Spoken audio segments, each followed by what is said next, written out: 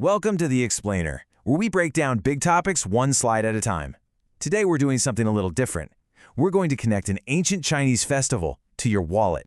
Yeah, you heard that right. So let's just dive right in. But, we're not starting in ancient China. We're actually starting with your finances. Think about it. It's that time of year when we all think about renewal, about clearing out the old stuff, and that applies just as much to our investments as it does to our closets. Now, I know what you might be thinking. Tying a festival for honoring ancestors to managing your money? It sounds kind of weird, right? But stick with me here, because there's a really powerful principle at play. It's all about clearing away the clutter to make room for new growth. To really get to the bottom of this, we can't just talk about stocks and bonds. Nope, we have to go right to the source of the metaphor itself. So, let's rewind a bit and find out what this festival is really all about. Okay, so the Qingming Festival. It's also known as Tomb Sweeping Day, and it's one of the most important festivals in Chinese culture. It's this incredible mix of solemn duty and the pure joy of spring arriving. The name itself, Qingming, literally translates to pure brightness. And that is our first big clue. On one hand, yeah, it refers to the clear, bright weather of early April. But it also has this beautiful double meaning of clarity, of renewal, of seeing things just as they truly are. And this festival is not just one thing, not by a long shot. At its very heart is filial piety. That's a deep, profound respect for your ancestors. But it's also a huge deal for families to get together, reconnect. And it's a celebration of spring.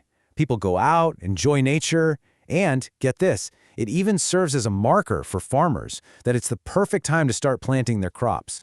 These traditions are just packed with symbolism. So you have tomb sweeping, which is literally like spring cleaning your ancestors' home. Then there's kowtowing, which is all about showing the deepest respect you can.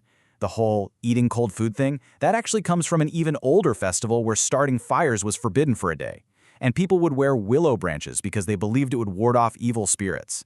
Every single action has a story behind it. But as you can imagine, like with so many ancient traditions, the way Qingming is practiced is really being looked at with fresh eyes in the 21st century. The core intent of honoring ancestors is still there, for sure. But the methods, they're changing, and they're changing fast. And this shows you exactly what I mean.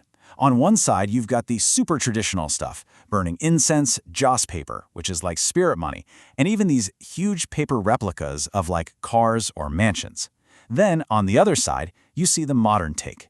People are offering digital flowers on virtual memorials, donating to charity in an ancestor's name, or even using these high-tech eco-burners to cut down on pollution. So you gotta ask, what's behind this huge shift? It's not just about cool new technology. It's being driven by a new generation asking some very practical and very ethical questions. Well, it's a mix of things. First off, there's some serious environmental worries. All that burning paper creates a ton of air pollution, especially in big cities. Then there's just practicality. You can't exactly start a bonfire outside your high-rise apartment. Plus, there's a bit of modern skepticism creeping in. I mean, does your great-great-grandfather really need a paper Wi-Fi router in the afterlife? And finally, it just makes financial sense to some. Why spend all that money on elaborate paper offerings that are just going up in smoke? And what you get is this generational tug-of-war. It's usually pretty gentle, but you have the younger generation pushing for cleaner, more modern ways to show respect, while the older generation feels a real duty to stick to tradition. So what happens? They compromise. A lot of families end up burning just a small, symbolic amount of paper. It's a way to honor the past while living in the present. So, let's bring this all full circle, right back to where we started with that surprising financial hook.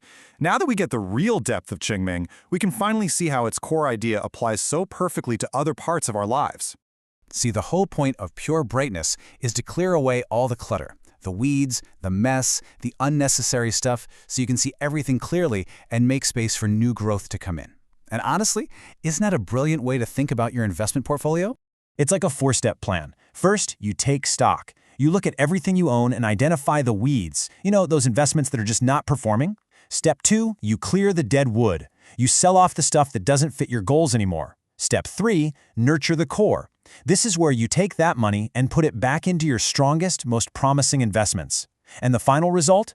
You get to see clearly. You end up with a clean, focused portfolio ready for whatever comes next. It's that idea of pure brightness, but for your money. And that really leaves us with one last question to chew on. This amazing, ancient principle of respectfully clearing out the old to make way for the new. Well, it doesn't have to stop with our ancestors or our investments, does it? I mean, think about it. What about our digital clutter, our career goals, even our relationships?